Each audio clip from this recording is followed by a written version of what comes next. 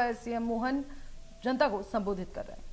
हमारे अपने प्रत्येक कार्यक्रम में काय की गर्मी, काय का मौसम, ये जो बरसात का मौसम, वाकई आनंद आ जाता।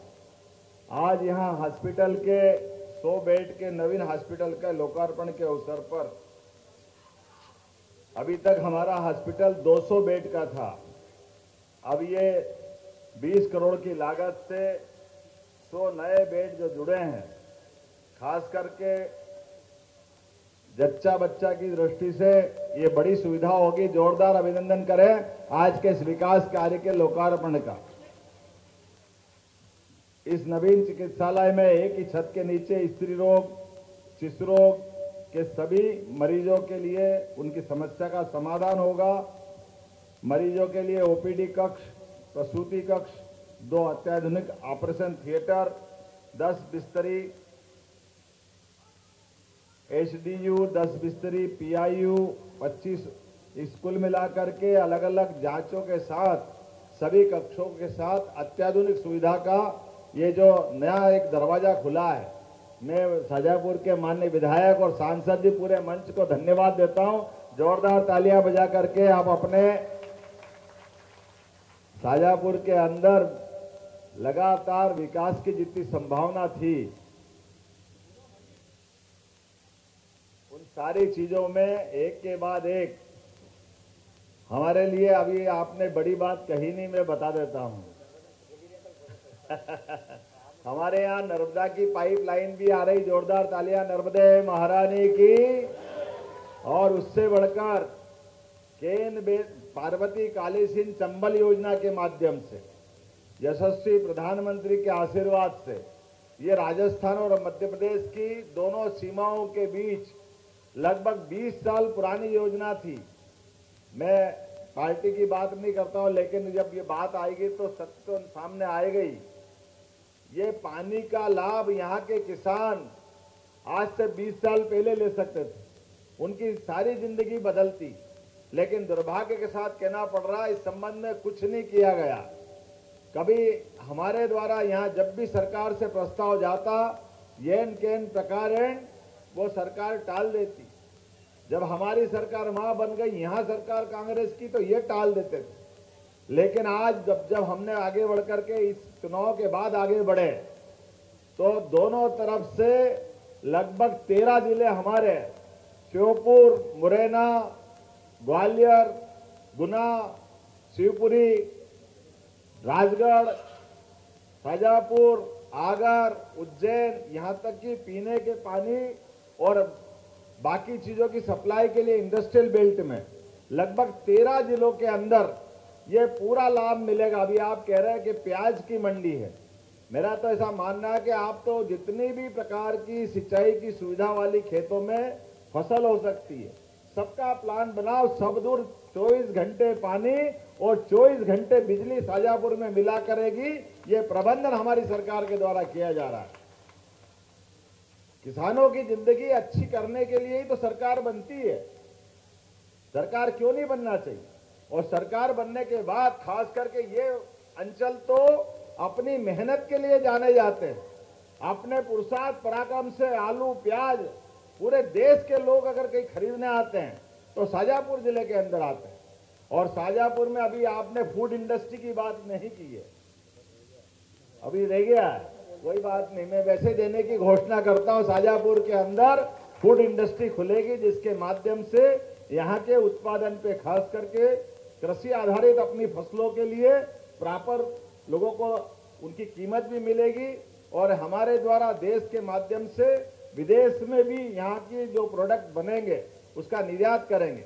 सरकार बनने के बाद हमने लगातार प्रयास किया है कि हमारे अपने किसानों ने तो मेहनत करके उत्पादन में उत्पादकता बहुत अच्छी बढ़ाई है, लेकिन बाद का काम सरकार का है। और रोजगार के लिए जब तक उद्योग धंधे नहीं बढ़ेंगे तब तक प्रदेश की प्रगति में कहीं अधूरापन रहेगा। एग्रीकल्चर ग्रोथ रेट तो हमारी बहुत अच्छी हो गई, लेकिन इंडस्ट्रियल ग्रोथ रेट भी चाहिए। जब तक कृषि आधारित हमारे सभी प्रकार के उत्पाद, सभी प्रकार के कॉटन आधारित उत्पाद जो भी हो सकते हैं, सब में लगातार सरकार के माध्यम से प्रयास कर रहे हैं। मैं पिछले समय कोयम्बटूर गया था, तमिलनाडु के अंदर, और वहां के भी उद्योगपतियों से कहा कि आप हमारे मध्य प्रदेश आइए। अभी 7 और 8 तारीख को बेंगलोर जाने वाला हूं। आने वाले समय में खास करके भविष्य में जो ये जिस प्रकार का निवेश आ रहा है, उज्जैन की समिट रीजनल की थी जिसमें हमने अपने संभाग के अंदर साथ साथ पूरे प्रदेश के अंदर उद्योग धंधों को स्थापित करने की बात कही है, लेकिन आज समय लंबा लग जाएगा। मैं आज तो छोटी बात करके जल्दी भागना चाह रहा हूं। अपने बीच में रक्षाबंधन का त्योहार आ रहा है और बहनें बेटी आपको प्रणाम करता हूं, दोनों हाथ में राखी बांध करके ये जो आनंद आपने लुटाया है, सारे जीवन इसका आनंद में भूलूंगा भी नहीं। और ये आनंद है भी सही। ये हमारे तीज त्योहार केवल घर की दीवारों के अंदर मनाने के लिए नहीं है। हमारे परिवार में तो हम मनाते ही हैं, लेकिन प्रत्येक त्योहार चौड़े चौगान सबके बीच मनाने की जरूरत होती है। जब हमने कहा हमारी संस्कृति दुनिया की सबसे श्रेष्ठ संस्कृति है, हमारी अच्छाई हम दुनिया में बांटने के लिए निकले, हमारा उदात्त विचार जियो और जीर्णोद्धार की भावना के आधार पर चलता है, तो हमारे तीज त्योहार ये अपने दीवारों को बाहर लाने की जरूरत।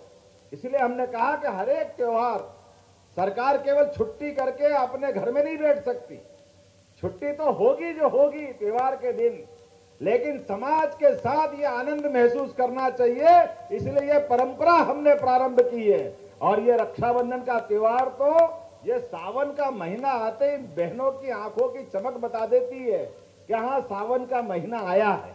और बहनों का तो कहना ही क्या, माँ बाप के बाद परिवार पे अगर सबसे ज्यादा कोई स्नेह लुटाती है तो अपनी बहनों का ही तो प्यार रहता है, जिससे हमारे परिवार परंपरा आगे बढ़ता है, वो आनंद लेता है, उसका एहसास हमको होता है। ये गौतम जी कह रहे हैं कि 250 रुपए भी आने वाले हैं, बिल्कुल आने वाले हैं।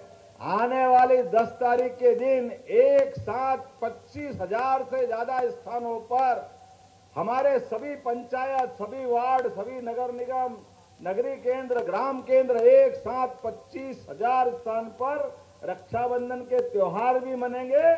और अभी रोज 1 से लेकर 10 तारीख तक तो राखी बांध ही रहे। उस दिन एक साथ एक सिंगल क्लिक से 1,39,00,000 बहनों के खाते में 250 रुपए की राशि डाली जाएगी। ये 250 रुपए की राशि नहीं है, ये बहनों के प्रति, नारी सशक्तिकरण के प्रति सरकार की दृढ़ इच्छा शक्ति का प्रतीक है। हमारी बहनों को पैसे की कीमत मालूम है। भाई तो और उड़ा देते, कुछ भी कर लेते हैं, लेकिन बहन से अगर 5 पैसे भी खर्चा होते हैं तो 100 बार सोचती और 1 बार खर्चा करती है। ये उनका अपना चरित्र है और ये उनकी अच्छाई है। उनके द्वारा उनके हाथ में दिया हुआ पैसा एक एक रुपया बोल बोल के लगता है, उसका एहसास होता है सच्चे अर्थों में। तो बहनों का जो योगदान भारतीय संस्कृति में वो कोई छिपा नहीं है। इसलिए हमारे देश के लिए तो हमने मातृ संस्था से जोड़कर देश की कल्पना की है। इसलिए हम कहते हैं भारत माता की, क्योंकि हमने मातृ सत्ता की महत्ता को स्वीकार किया। हमने नवग्रह में भी पृथ्वी को वसुंधरा माना है, माता माना है। हमने अपना जीवंत प्रमाण आपस से जोड़ करके देखना चाहा है। इसलिए प्रत्येक त्योहार, और हाँ हम तो डंके की चोट कहते हैं, क्या संक्रांति का आनंद आता है। संक्रांति भी केवल भाई गिल्ली डंडे और पतंग उड़ाने में नहीं लगाते। हमारी बहनें सही अर्थ में संक्रांत मनाती है। बहनों के सुहाग का सामान बांट करके बहनें जो जिसकी सोई जैसी है वो वैसे आनंद मनाती। तो संक्रांति का भी 7 दिन का हमने पूरा उत्सव मनाया। बाद में गुड़ी पड़वा मनाया। और विश्वविद्यालय के कुलपति, हमने कहा कुलपति ये शब्द हमारा नहीं है, हमारा तो कुलगुरु होना चाहिए। और सरकार ने विश्वविद्यालय के कुलपतियों का नाम कुलगुरु बदल के रख दिया है। गुरु परंपरा ये हमारी प्राचीन काल की परंपरा है। और गुरु का अर्थ ही है कि अंधेरे से प्रकाश की ओर ले जाने वाले जिस व्यक्ति का नाम, उसको गुरु के नाते से जाना जाता है। हमारी संस्कृति इसलिए विश्व गुरु के नाते से दुनिया में जानी जाती है। हमने किसी देश पे कब्जा करने का कभी हमारा इतिहास नहीं है, लेकिन हमारी अच्छाई बांटने का इतिहास है। इसलिए हजारों साल पहले तक्षशिला, नालंदा, एक से बढ़कर एक विश्वविद्यालय मानवता की स्थापना के लिए जाने जाते थे। 5000 साल पहले उज्जैन में भगवान कृष्ण ने कंस को मारने के बाद शिक्षा ग्रहण करने का अवसर मध्य प्रदेश को दिया था। यह उदात्त संस्कृति हमको अपने त्योहारों के पास ले जाती है। तो गुरु पूर्णिमा के बाद रक्षाबंधन का उत्सव और 10 तारीख को 250 रुपए मिलेंगे और 1250 तो जो मिल रहा मिलना ही है, ये दोनों मिला के 1500 होंगे। और उसके माध्यम से बहन कोई कपड़े खरीदेगी, कोई मिठाई लेगी, कोई राखी लेगी। आप 19 तारीख को जब अपने सगे भाई को राखी बांधोगे तो समझ लूंगा मुझे अपने मस्तक पे तिलक लग गया। ये आनंद आप सब दे दोगे। ये आनंद हमारा लगातार चलते रहना चाहिए। नारी सशक्तिकरण की दिशा में यशस्वी प्रधानमंत्री का जोरदार ताली बजाकर अभिनंदन करो, जिनके माध्यम से आजादी के बाद पहली बार हमारी 33% के आधार पर सांसद विधायक भैया खतरे में रहेंगे अगले चुनाव में, मुझे मालूम है।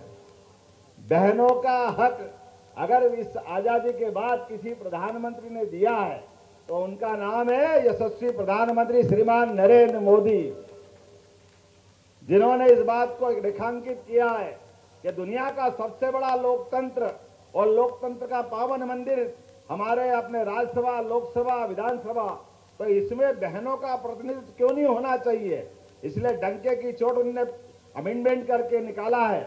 मुझे मालूम है कई लोगों के पेट दुख रहे हैं विरोधियों के, वो जो मर्जियां करे, लेकिन ऐसी अच्छाइयों की श्रृंखला श्रीमान नरेंद्र मोदी लगातार करते रहते हैं। हमें इस बात की प्रसन्नता है। उनके नेतृत्व में पहली बार आदिवासी अंचल की बहन को राष्ट्रपति बना करके जोरदार अभिनंदन करो। हमारी बहन राष्ट्रपति द्रौपदी मुर्मू पहली बार दुनिया के सबसे बड़े लोकतंत्र के सबसे बड़े पद तक पहुंचाने का अगर किसी ने निर्णय किया, उनका नाम श्रीमान नरेंद्र मोदी जी है।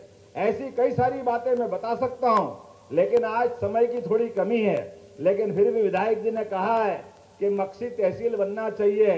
अभी इनसे कहा कि यार अभी तो 8 ही महीने हुए सरकार बने, पूरे 5 साल आता रहूंगा, जल्दी मत करो।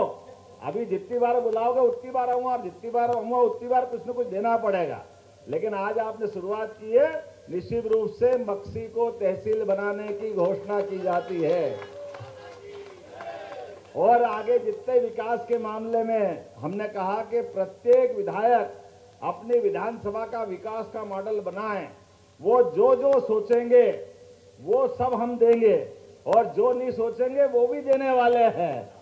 क्योंकि विकास के मामले में सरकार ने निर्णय किया है कि हमारा अपना जीडीपी बढ़ाना है, तो हमारा बजट भी हमने कहा कि अभी 3.5 लाख करोड़ का था, इसको बदल करके 5 साल के अंदर 7 लाख करोड़ का हमारा अपना बजट होने वाला है। इसलिए विकास के सारे मामलों में लगातार आगे बढ़ते हुए अपने प्रदेश को देश का सबसे अच्छा प्रदेश बनाना है। आज के इस अवसर पर, इस लोकार्पण के अवसर पर मैं आपको बधाई देना चाहता हूं। बहुत बहुत धन्यवाद। भारत माता की जय। धन्यवाद माननीय मुख्यमंत्री जी। और अब बारी है आपकी योजनाओं से जो लाभान्वित होते हैं ऐसे हितग्राहियों को स्व सहायता समूह